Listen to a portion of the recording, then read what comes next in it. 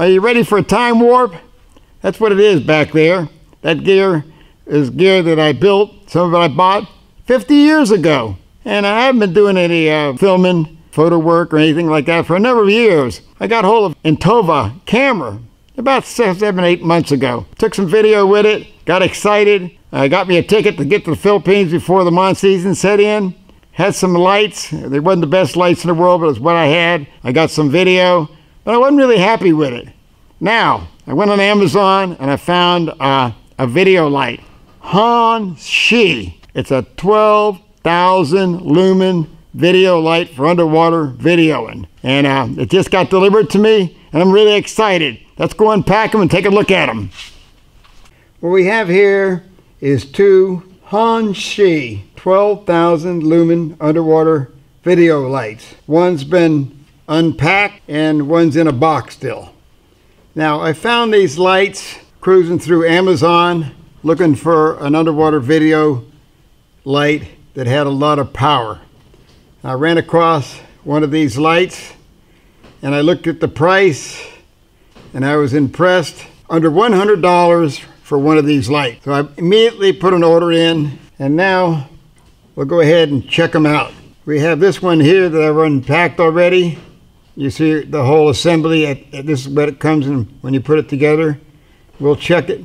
That's the light. Puts out plenty of lumens, pretty bright. Now, this one's in the box. This is the way they came. They came in a bubble wrap envelope and a couple cardboard boxes like this. Real simple. You don't need a crowbar to unpack them. We have our ball joint holder. We have a ball joint. We have set screws. I'll get you a little better view of them. We have the set screws, 2 O-rings, and an Allen wrench to assemble it. Then we have the light.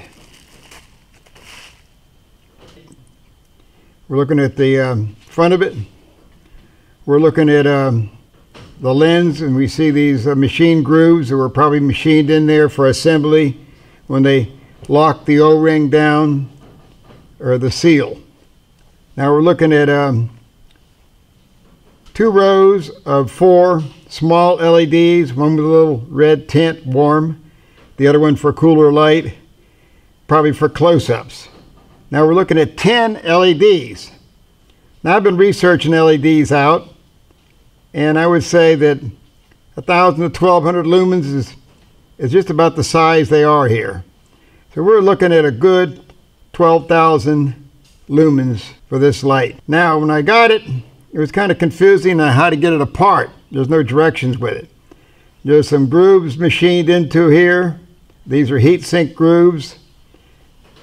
And so I looked at it, I thought it was this side, but then I realized it came apart. It's a little bit of a strain taking this thing apart, because in the shipping, I'll tell you what happens to the O-rings. Okay, now we're seeing an O-ring show up. Getting a little easier. Okay. Past that O-ring, it's a lot easier. Oh, and there's a second O-ring showing up. So we got 2 O-rings that are sealing this thing, making it watertight. And we got the lamp and the LED circuit board. Now, these O-rings here, they feel like they're about 5 to 6 thousandths. 3 to 4 thousandths is all the O-ring pressure you need. I'd say 0.5 millimeter to 3/4, a good deal. Now what happens with these O-rings, you want to keep them lubricated. I got a little lubricant here, because what happens with them is that they're in the housing, and the elasticity stretches them out. As they stretch out, they displace any liquid there, like the grease. It'll be displaced, and the O-ring will make a dry fit and a watertight fit, but also create some friction caused a little strain to take it apart. Now looking at this battery compartment here, that's what I'm really impressed by. We'll go ahead and I'll take a real close look at it here. A view of it, as you can see, they've machined out the grooves really well. And we drop the batteries in, they index and they hold in place really good. And they all index in there, shake them around, don't have to worry about anything. And now assembling this thing, you want to be very careful because they're very fine threads, and get it started. Be very careful getting it started. Once you get it started, then you can crank on it, a little lubricant, and it goes together fine. The only time you'll have a problem straining a little bit, getting it apart, is if it's been sitting around a while and you haven't lubricated it well. There, that's pretty tight. Now, that's as far as it'll go. I mean, I'm putting about 8 to 10 inch-pounds of torque on it, so it's together here.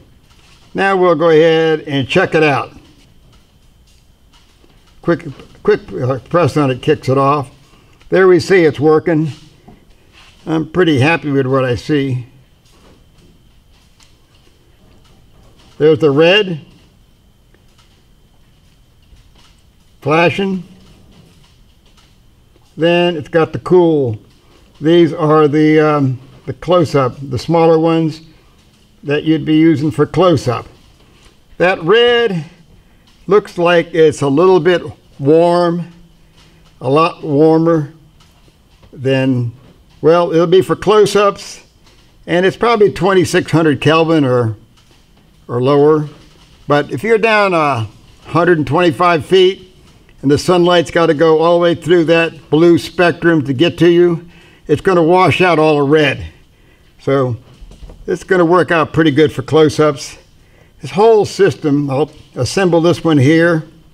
I'm going to fasten it to my Loc Line flex arms I've just put together from my video platform. I'm going to take it out and test it. And this whole thing, these two lights, these two Han Shi lights, really impressed me.